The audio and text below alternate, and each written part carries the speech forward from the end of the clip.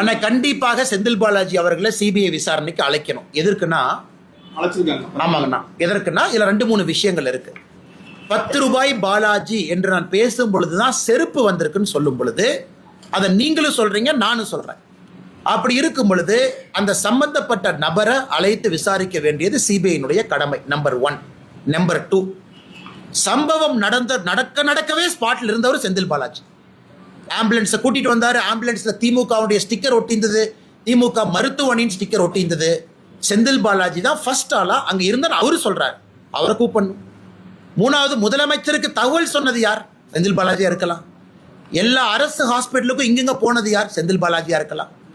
அங்க நான் ஆளுகின்ற கட்சியினுடைய மாவட்ட செயலாளர் என்கின்ற பொறுப்பில் இருக்கக்கூடிய செந்தில் பாலாஜி ஒரு டிகிரி ஆஃப் கண்ட்ரோல் இருக்கு, அமைச்சராக இருந்திருக்கிறாங்க.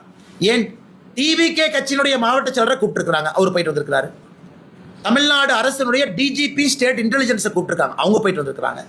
சம்பந்தப்பட்ட நபர் திரு விஜய் அவங்களை கூப்பிட்டுருக்காங்க, 2 முறை போயிட்டு வந்திருக்கிறாங்க. அப்படி இருக்கும் பொழுது சிபிஐ செந்தில் பாலாஜியை அழைத்தது முழுமை சரியான ஒரு பார்வை தான்.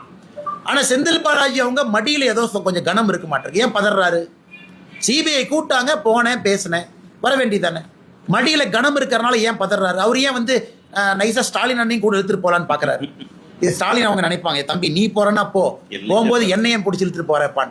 அந்த மாதிரி தான் இருக்கு அவருடைய பதில். நான் அந்த பதிலை பார்த்தங்கன்னா, அதனால சிபிஐ அவர்கள் செந்தில் பாலாஜி அவங்களை கூப்பிட்டது முழுமையிலும் அது உண்மைதான். அவங்க போகணும், கோஆபரேட் பண்ணணும். மடியில கனமலினா கோஆபரேட் பண்ணுங்க, ஏன் பயப்படுறீங்க? இது எதுக்கு நீங்க அப்படியே பதறீங்க? அவருடைய பத்திரிகையாளர் சந்திப்பை பார்த்தாவே செந்தில் பாலாஜி அவர்கள் பதறுவது நமக்கு தெரியுது. எனக்கு தெரியல யாரு குற்றம் செஞ்சாங்கன்னு தெரியலீங்கன்னா அது சிபிஐ என்கொயரியில் உண்மை வெளியே வரும்.